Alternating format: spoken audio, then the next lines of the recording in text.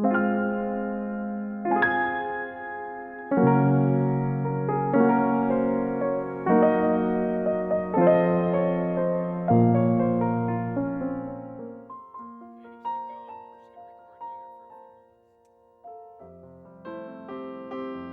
my name is Bridget, and I would never be on video except for the fact that I firmly believe in what Corks Place does for grieving children.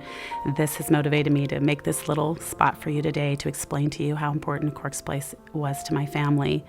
I met the people at Corks Place 5.5 years ago when I took my 2 young grandchildren there after my husband had died. My little grandson was 2.5 years old at the time. He was incredibly close with his papa, and he had no idea what had happened to him. He just disappeared one day in his mind. He would wander around the house looking for papa and trying to figure out where he was. No one really understood that little guys like that grieve so desperately, and it was incredibly heartbreaking. I didn't know how to help him either because he couldn't really express his own loss very well. So when I heard about Corks Place through a grief share seminar I had gone to, they said there was this wonderful place for children who were grieving. I jumped at that and went there, took my grandchildren, and they were embraced there with this amazing staff, but also this place where they were totally comfortable. They were able to talk about Papa. There's these rooms with wonderful toys, so it looks like they're playing. People think they're just playing there, but they're really processing their loss and their grief.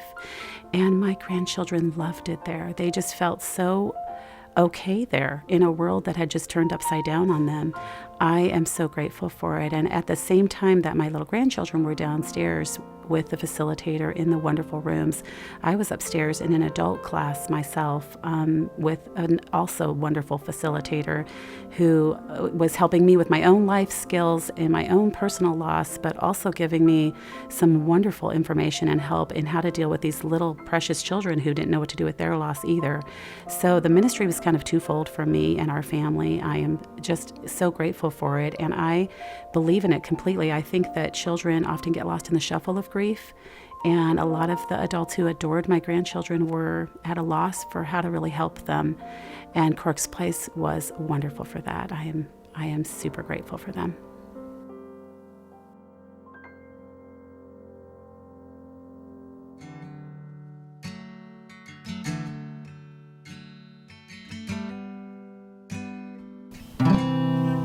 One day at a time, sweet Jesus, that's all I'm asking of you. Just give me the strength to do every day what I have to do. Kenny Baker was born in 1937 with the gift of music in his heart. This eventually led him to Hollywood, making records and performing in nightclubs. But this high life soured for Kenny, and he made a dramatic life change. For the next 22 years, he played his music for his Lord and Savior, Jesus Christ, in nursing homes throughout the Northwest and with Dayspring Jail Ministries. He had found his purpose in life. Kenny was diagnosed with cancer in August of 2013. Due to his declining health, he was not able to maintain his music ministry and became isolated, depressed. When hospice came on board, he told us he wasn't afraid of death. He knew who he was going to see. But it was the dark path of pain and loss that had him wondering what was left for him, except waiting to die. Our hospice team deliberately split our visits in order to increase how often we saw Kenny. After a few weeks, he began to see that life was not over for him, just different. We were thrilled when he began to sing and play for us.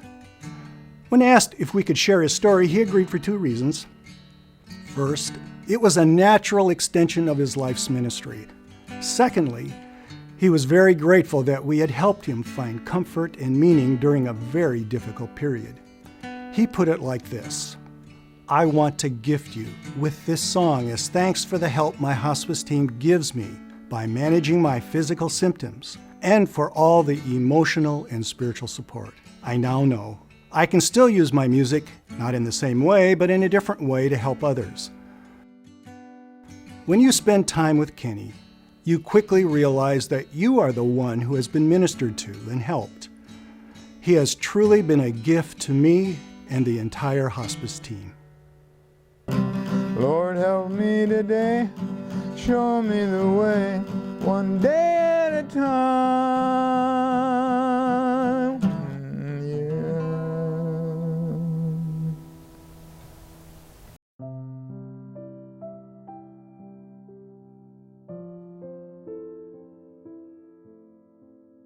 People come to the hospice house for sometimes just a few hours or a few days, or it might be their first stop on hospice when they've come from the hospital and find not a sterile and busy environment, but a place of home and respite. It's in that setting that the staff starts to hear story. Sometimes we might hear of military service, and we might ask them if they would like a military pinning ceremony. If they say yes, we'll gather the red, white, and blue pillowcase and gown and quilt and invite their family and friends to come, and a volunteer military person will come and pin a flag on their lapel and give them a certificate. It's a special time of storytelling. Recently, too, we had a husband come and say it would matter the world if he could just renew his wedding vows with his wife. So we gathered music and cake and flowers, and we took her in her hospital bed out to the patio. She was gathered around by her 4 children and her husband. And when it came time for him to say I do, he said, I want to say it the way I did it 46 years ago when I first said I do and I was headed off to war. He said, "Sir, yes, sir." And then she, in her barely audible voice, said, "I do." And there wasn't a dry eye in the house. We have a hospice patient, Terry, who wanted so much to have an immersion baptism. I asked her what that would mean to her, and she said, well, it would be a way that all the stuff of my life, I could just watch it go down the drain. And so we got together at the hospice house, and she arrived by dial-a-ride and was greeted by flowers that reminded her of her mom, who died a couple of years ago, but these were her special flowers, so she felt her mom's presence. Her pastor came and did the baptism as we gathered around. Her dad and her son and the hospice staff were there. And then we wrapped her in a quilt, a special quilt that a volunteer made. And all of these things helped her feel loved and secure, and especially we did that so that her son, John, can have these things when Mom and Grandpa die in the future here, in the not too distant future. The hospice house is a place where families can gather to find meaning and purpose for the end of life and into the beyond.